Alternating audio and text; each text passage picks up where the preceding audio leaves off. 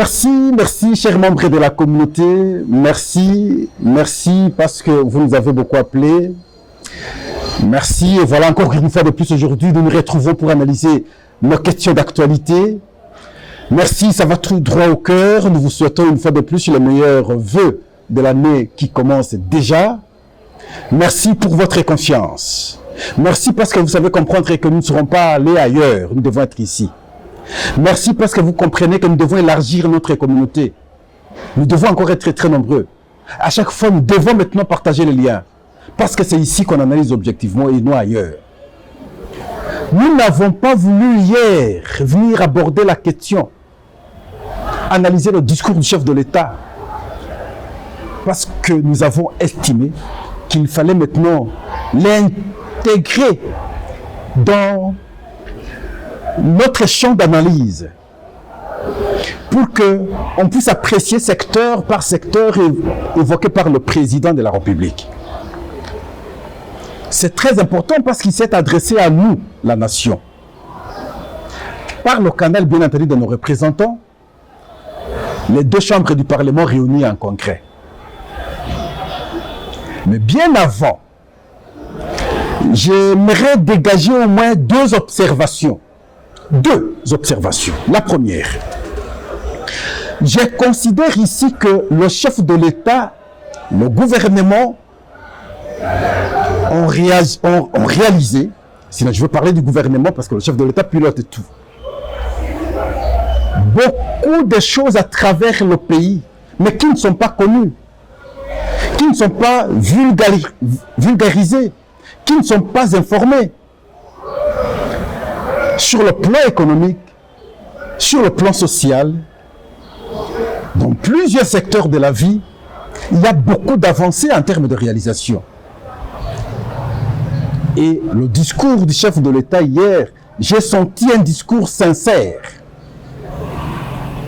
Mais pourquoi ce n'est pas connu? La faute à sa cellule de communication qui ne partage pas ces informations, qui n'échange pas avec d'autres presses pour que le monde entier puisse comprendre effectivement qu'est-ce qu'on a déjà réalisé. Donc la faute ici à la cellule de communication du président de la République. Difficile de les voir sur le plateau de télévision expliquer ce qui est en train d'être réalisé par le pays. Rien du tout. La première observation.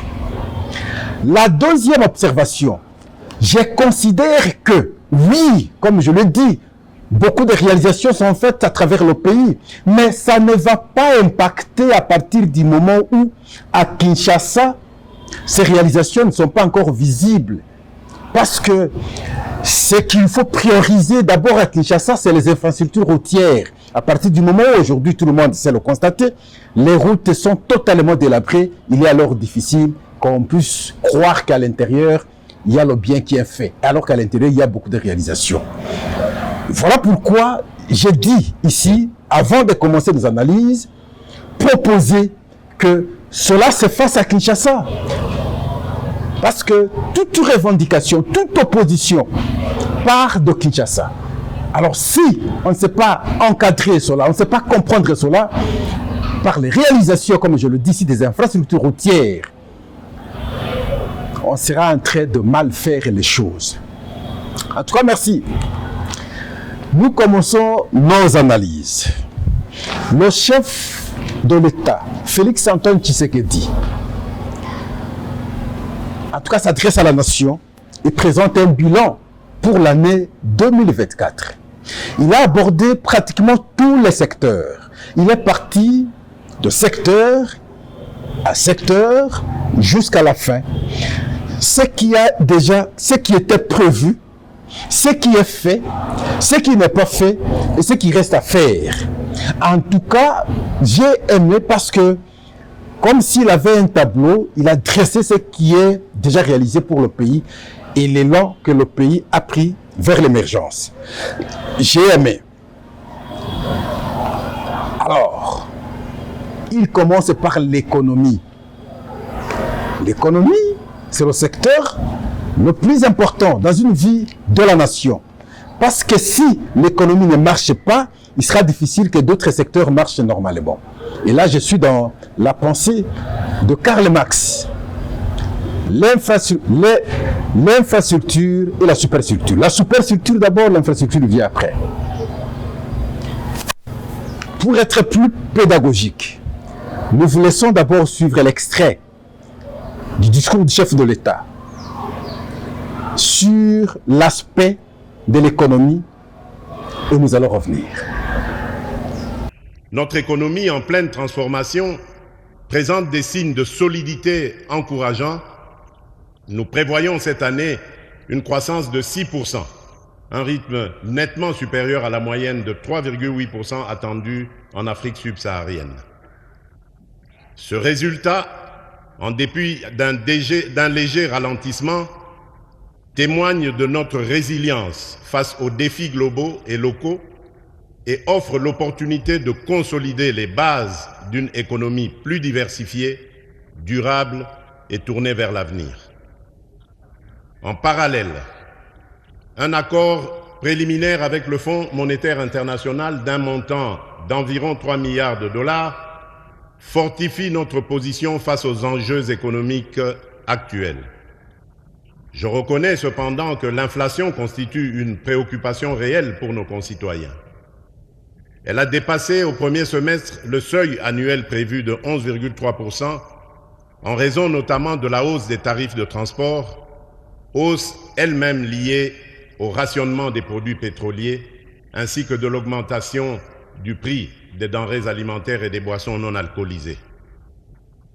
Le franc congolais a également subi une dépréciation de 4,2% par rapport au dollar américain depuis la fin décembre 2023, renchérissant les coûts des biens importés et accentuant ainsi la pression inflationniste.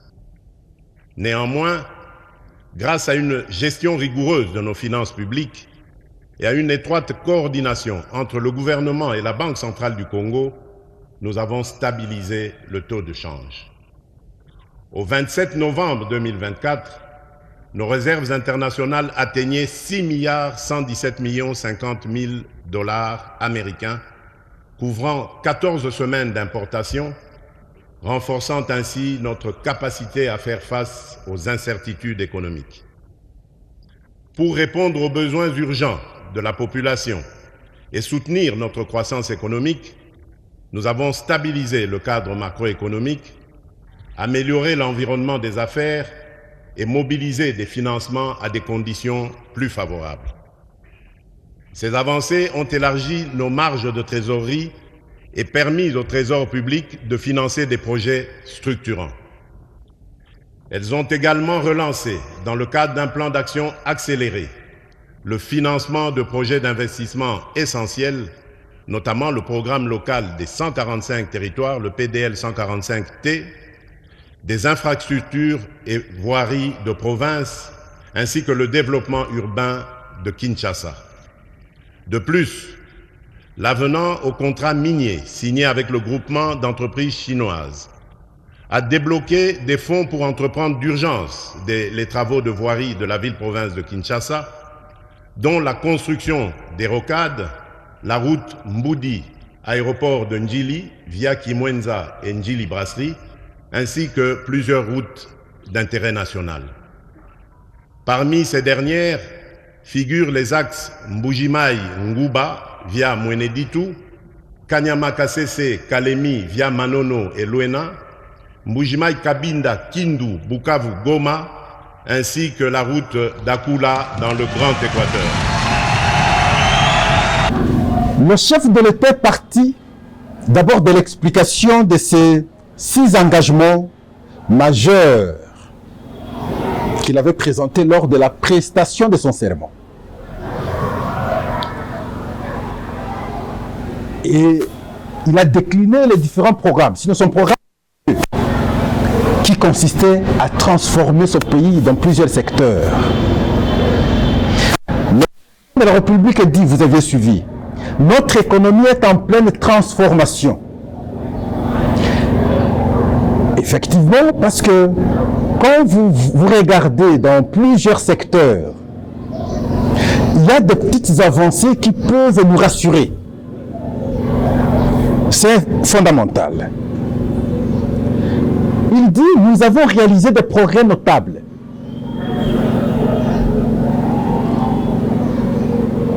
Il y a notre économie présente aujourd'hui des signes de solidité encourageantes. Ça, c'est le chef de l'État. À quel niveau alors? Sur le plan économique et social. Le chef de l'État vous dit et nous dit qu'il y a beaucoup d'actions qui ont été réalisées. La construction des écoles à travers le pays, effectivement vrai. Moi, Pascal, je suis parmi ceux qui ont été dans plusieurs territoires de notre pays. Sur les 145 territoires, je suis arrivé à 111. Et je viens de voir, à travers le pays, dans des coins et recoins, qui n'ont pas connu de réalisation de l'État depuis plus de 30 ans, 40 ans. Sinon, je vais exagérer, depuis l'accession de notre pays à la souveraineté nationale. Ils ont des écoles aujourd'hui, dans certains endroits. Et ça, je dis, c'est un bon élan. Mais il faut rapidement que ces écoles soient utilisées, les constructions, les bâtiments soient utilisés, parce que les enfants doivent étudier là. Les hôpitaux et centres de santé. Effectivement, il a mis en exergue d'abord l'hôpital général de référence ici, que nous appelons Mamayemo, qui a une autre appellation aujourd'hui. Dans le cadre du projet des 145 territoires, d'ailleurs, plusieurs centres de santé qu'il faut matérialiser aujourd'hui, les faire fonctionner. Et à travers le pays, en toute réalité, on a construit beaucoup de centres de santé et des hôpitaux. Les aéroports, c'est évident. Moi, je parle toujours de Kinshasa. Tant qu'on n'aura pas réhabilité l'aéroport d'Ndjili, cette image du travail déjà fait sur les réalisations en termes des aéroports, je ne crois pas que ça pourra impacter. Aujourd'hui, à Kisangani, on a un aéroport moderne. Ça, c'est évident. En Bujimaï, on est en train de construire un bon aéroport moderne. Ça, c'est vrai. À Kolwezi, on a un aéroport moderne. Ça, c'est vrai. Dans d'autres provinces, et d'ailleurs, je veux dire à Tuapa aussi, je crois, on a construit un aéroport national. C'est intéressant, chose qu'on ne connaissait pas hier. Nous devons savoir reconnaître ce qui est fait aussi.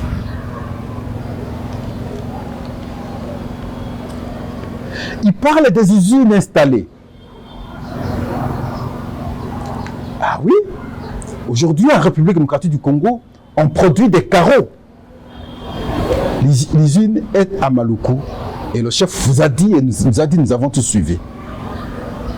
L'autre usine, c'est celle qui produit aujourd'hui la boisson qu'on appelle, je ne veux pas faire la publicité ici, une usine qui produit des boissons. Et d'autres usines à travers le pays. Ça, c'est important. Parce que la conséquence dans ça, c'est les emplois. Vous aviez suivi, à chaque réalisation, il énumérait le nombre d'emplois qu'on a pu engager. Ou le nombre de personnes qu'on a pu engager. C'est intéressant. C'est intéressant. La réduction des prix. Il est parti ici, lui-même, il a mis en exergue le prix du litre du carburant à la pompe, qui est passé de 3340 à 2990 francs congolais. Et là, nous ne parlons pas, hein, parce que lorsque il y a augmentation, ne fût-ce que d'un 100 francs, nous faisons des bruits. Mais ici, il y a une réduction par litre au moins de 1000 quelque chose de francs congolais. Mais nous ne disons rien. Et nous devons être aussi équilibrés. Quand nous critiquons, nous devons aussi savoir féliciter un moment quand ça marche aussi. De ce point de vue, je dis, c'est une très très bonne chose. Prix des produits alimentaires de première nécessité. le riz, le poulet, les ceci, une réduction de plus de 10%. J'ai vu également le ministre de l'économie, comment il a fait la ronde des marchés. Là aussi, on n'encourage pas. Nous devons aussi savoir encourager quand ça marche. C'est comme ça que nous allons aussi les pousser à bien travailler pour nous autres. Quand on prend des élans de changement, l'élan de bien travailler pour sa population. J'ai aimé. Et il va aborder l'autre question, c'est l'agriculture. Je vais vous laisser suivre le chef de l'État. Et moi, je vais revenir pour analyser la question, suivant le chef de l'État. La Banque africaine de développement, nous avons lancé, par l'entremise du Fonds social de la République démocratique du Congo, le FSRDC, le programme de transformation de l'agriculture, le PTA-RDC, bénéficiant d'un financement de 6,6 milliards de dollars américains sur 10 ans. En outre, avec le soutien financier de la Banque mondiale, je salue la mise en place du Registre national des agriculteurs, l'opérationnalisation d'un système d'assurance agricole face aux risques récurrents, ainsi que l'appui offert à plus de 30 000 ménages agricoles en matière d'accès aux semences et aux équipements aratoires dans le cadre du Programme national de développement agricole, le PNDA. Honorable Président de l'Assemblée nationale, honorable Président du Sénat, honorables députés nationaux et sénateurs, distingués invités, mesdames et messieurs, mes très chers compatriotes, ces interventions mises en œuvre grâce aux ressources externes fournies par ces deux partenaires multilatéraux ainsi que d'autres acteurs, notamment les agences du système des Nations Unies et des partenaires bilatéraux, revêtent une importance cruciale. Elles répondent à la situation particulière de notre pays, en particulier dans les zones gravement affectées par les ravages des guerres et des conflits, ainsi que dans les provinces sévèrement touchées par l'insécurité alimentaire. Dans cette dynamique de redressement et de développement agricole, des initiatives concrètes et prometteuses sont en cours. Ces efforts s'appuient également sur des expériences réussies, telles que celles menées par le service national à Kanyamakasese, dans la province du Haut-Lomami, qui illustrent le potentiel d'une approche intégrée et collaborative pour renforcer la production agricole nationale. Lors de ma récente visite à Kanyamakasese, j'ai pu mesurer l'ampleur des progrès réalisés. Sur ce site, près de 5000 hectares de maïs ont été emblavés durant la campagne agricole en cours et seront récoltés dès le début de 2025. Avec un rendement prévu de 5 tonnes par hectare, c'est environ 25 000 tonnes de maïs qui s'ajouteront aux 2500 tonnes déjà entreposées. De plus, le cheptel bovin.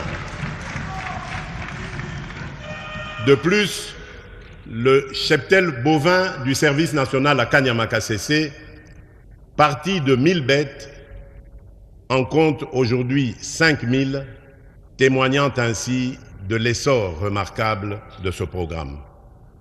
Cette expérience exemplaire mérite une attention particulière. La duplication de ce modèle dans d'autres provinces, en étroite collaboration avec les gouvernements provinciaux, constitue une piste d'action prometteuse. Elle repose sur la valorisation des talents de nos compatriotes, autrefois marginalisés, mais aujourd'hui transformés en véritables bâtisseurs de la nation. Cette démarche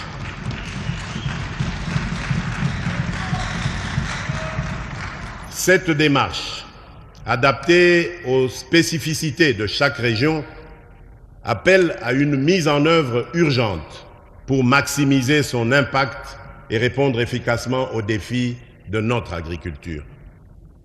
Dans cette même perspective, le gouvernement, avec le concours de mon cabinet, s'est engagé à amorcer la mise en œuvre de l'initiative de développement des agropoles à travers les 145 territoires du pays, ainsi que la promotion des parcs agro-industriels. L'agriculture, vous savez bien, moi ici, à travers ce plateau, j'ai toujours démontré qu'il est difficile que notre économie, en fait, soit assise à partir du moment où nous n'avons pas la production interne.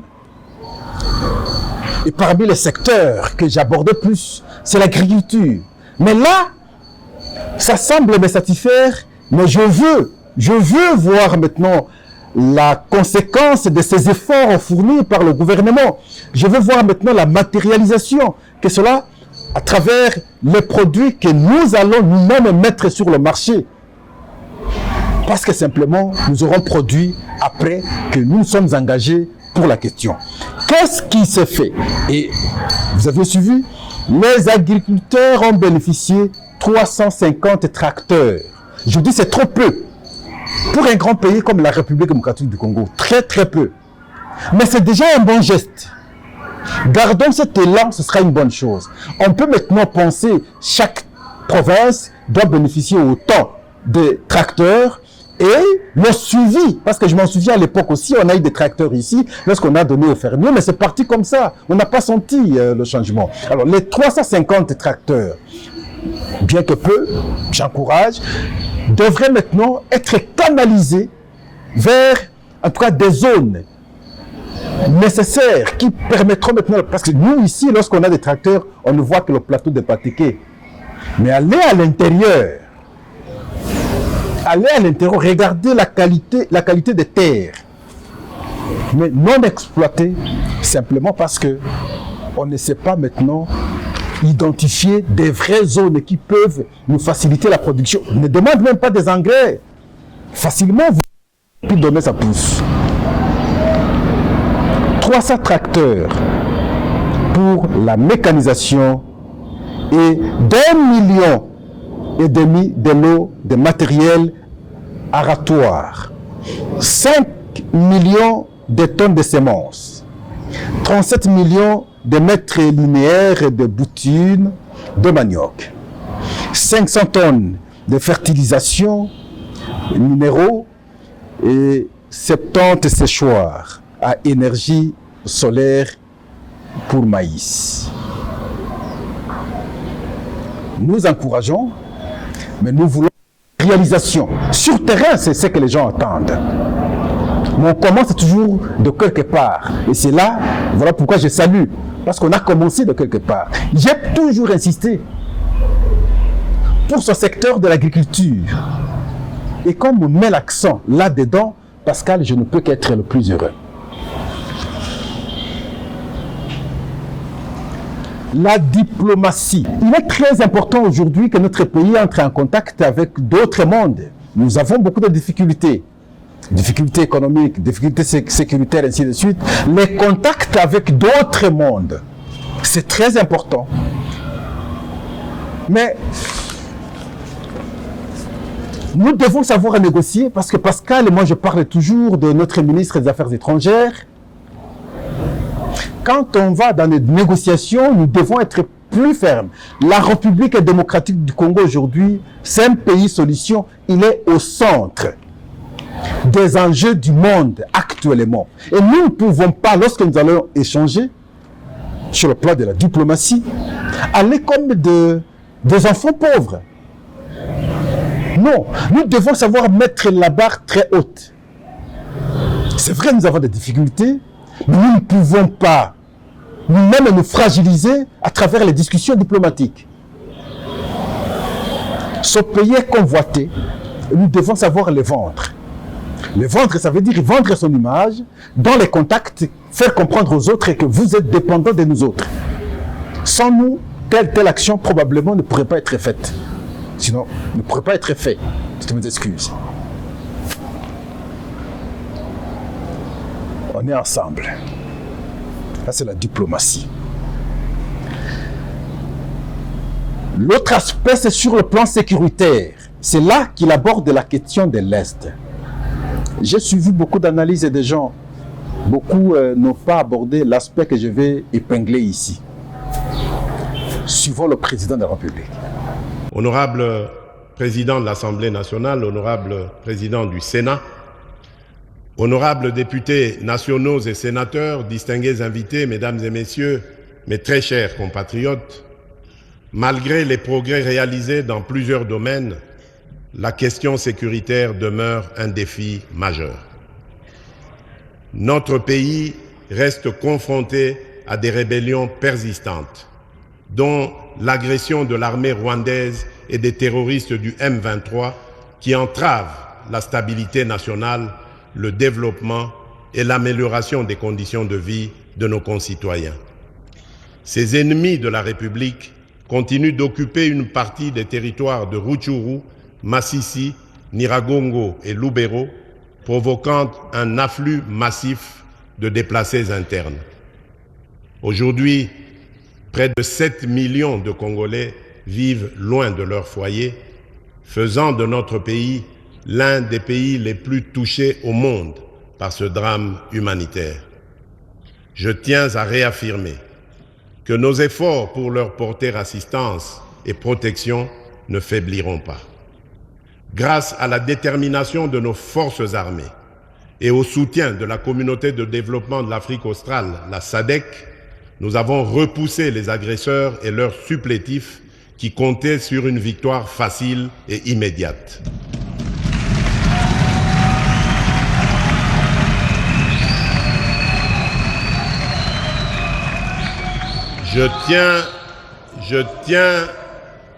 Je tiens à exprimer ma profonde gratitude au président João Manuel Gonçalves Lourenço de la République d'Angola pour son engagement résolu en tant que médiateur dans la quête de la paix à l'est de notre pays. Je remercie également la SADC qui vient de renouveler d'une année le mandat de sa mission en République démocratique du Congo, la SAMI DRC, témoignant ainsi de son attachement aux principes de sécurité collective et de son appui dans le processus de pacification. L'opérationnalisation du plan de programmation militaire lancé l'an dernier et poursuivi cette année rendra nos forces armées plus efficaces sur le terrain. J'ai la conviction que cette approche contribuera à rétablir définitivement la paix et à préserver l'intégrité territoriale de notre nation. C'est ici l'occasion de saluer la mémoire de nos vaillants militaires, des forces de résistance, les Wazalendo, et des soldats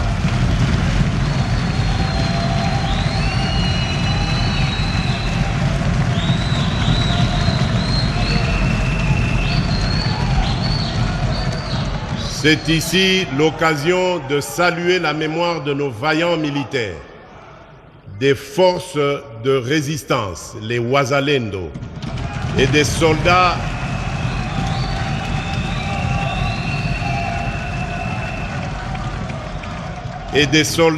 de pays amis tombés pour défendre l'intégrité de notre territoire, ainsi que celle de tous nos compatriotes injustement fauchés par la guerre, la violence, la maladie ou les calamités naturelles.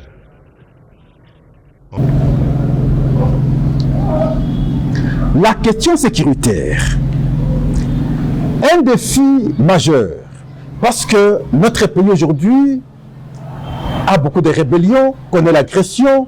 Il y a un pays qui ne veut pas nous lâcher, le Rwanda, le monde entier connaît aujourd'hui. Et cela freine bien entendu l'élan du développement. Regardez nos frères et sœurs qui sont à l'Est, qui quittent leur village. Et le président de la République nous a informé sur une question. Il a dit ceci.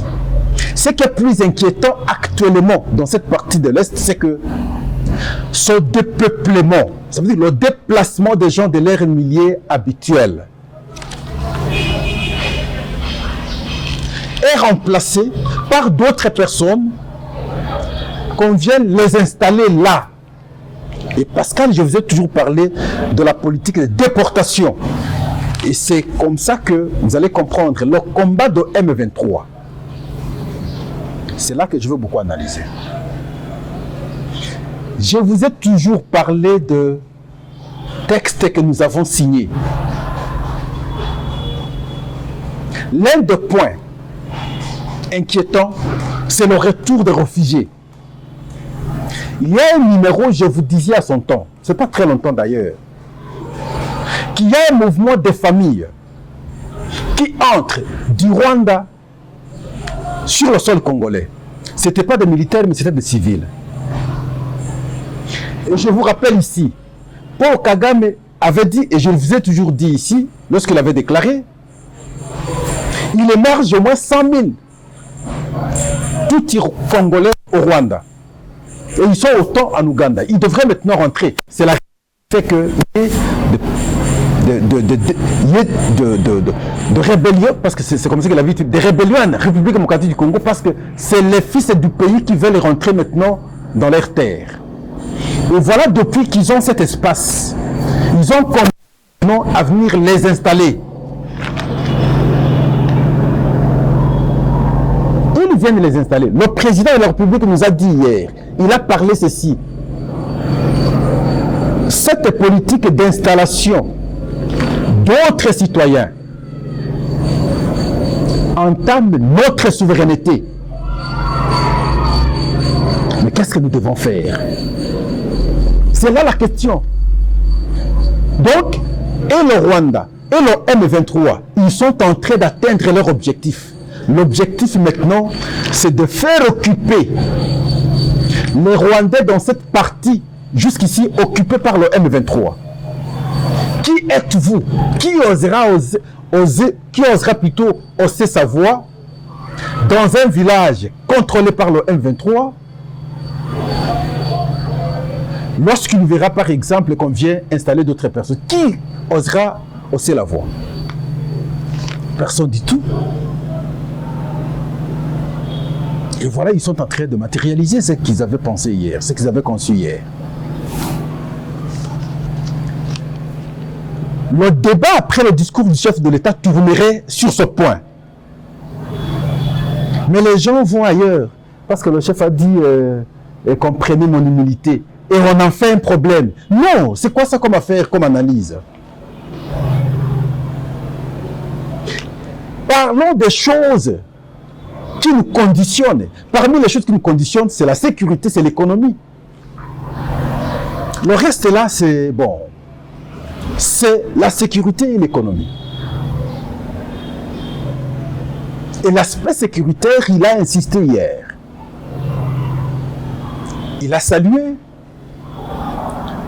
la coopération que nous avons avec la SADC, parce qu'on est membre, bien entendu. Nous avons la présence des militaires de SADC sur le sol congolais. Mais là, le prévalu, c'est à quel niveau au-delà de tout? Il a salué les Wazalendo. J'étais très content lorsqu'il a cité les Wazalendo. Parce que ces compatriotes d'autodéfense ont sauvé le pays.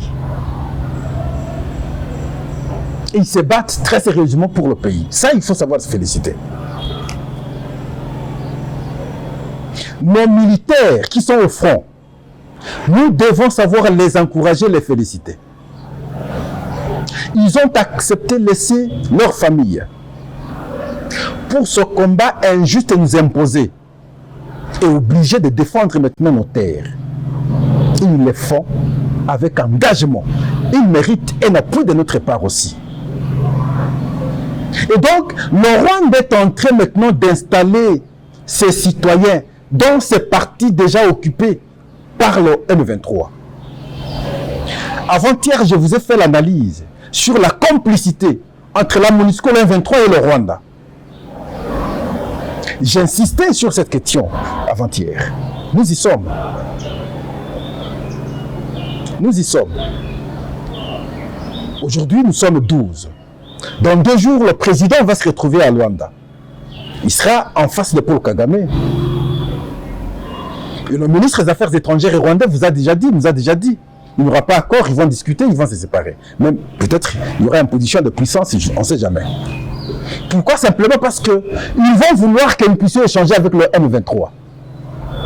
Échanger avec le M23, comme je vous ai dit la fois passée, c'est répondre maintenant à ce qu'ils sont en train de faire, de déporter maintenant les citoyens rwandais, présentés comme des tutsis congolais, et qu'on installe maintenant cette partie occupée jusqu'ici par le M23. C'est ça! Il nous pousse vers là. Et lorsque nous aurons cédé, et c'est alors que nous serons en train de céder le pays, parce que lorsqu'ils seront très nombreux dans cette partie, ils vont se proclamer demain après demain. Et le Rwanda aura toujours la facilité parce qu'on ne saura pas maintenant empêcher le Rwanda. Il aura élargi maintenant son espace. À chaque fois, lorsque nous réfléchissons à court terme, les autres réfléchissent à long terme. Ce qui nous arrive aujourd'hui, c'est un plan conçu depuis longtemps, même dans nos différentes constitutions d'il y a 30 ans, 40 ans. On insérait certains aspects de la politique rwandaise sur ce qui se passe aujourd'hui. Mais nous ne savions pas, nous pensions que c'était très bien. Ils sont à long terme et nous sommes à court terme. En train maintenant de matérialiser leurs plans. Si on cède, une fois on cède à ça, et nous allons voir. Pour terminer notre émission, c'est l'aspect phénomène du banditisme urbain que nous appelons Kuluna. En ce qui concerne le banditisme urbain, particulièrement le phénomène Kuluna, je suis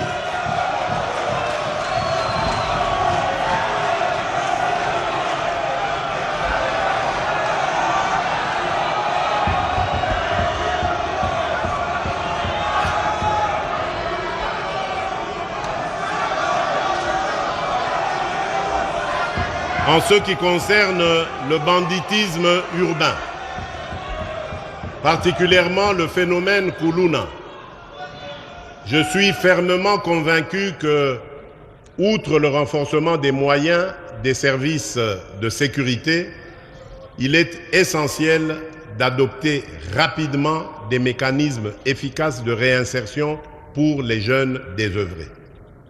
Une plus grande rigueur dans la répression des actes criminels en conformité avec notre législation s'avère également primordiale. À cet effet,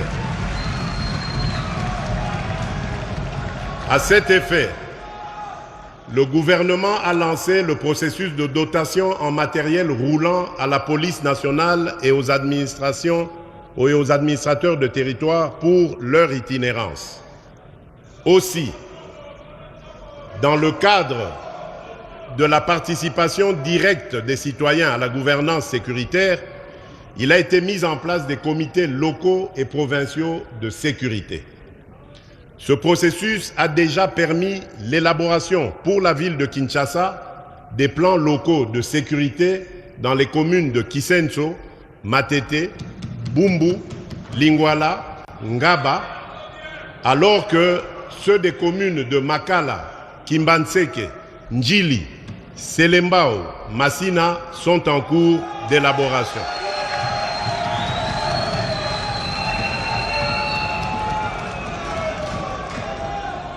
Il en sera de même pour les autres villes de la République. Une expérience inspirante a été mise en œuvre à Kanyamakasese, où les Kuluna ont été transformés en bâtisseurs. Au lieu de les considérer uniquement comme des criminels, le gouvernement a choisi d'engager ces jeunes dans des projets de développement communautaire. En les intégrant dans des initiatives constructives, nous avons non seulement réduit la criminalité, mais également redonné un sens à leur vie en leur offrant des opportunités de travail et de réinsertion sociale. Toutefois, l'État restera intraitable face à ceux qui tourneront le dos aux opportunités de réinsertion sociale offertes. Face à eux, la loi s'appliquera dans toute sa rigueur.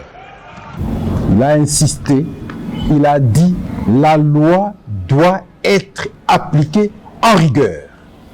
Sinon, dans sa rigueur. Pas de complaisance. Mais quelque part, il dit on peut aussi les resocialiser.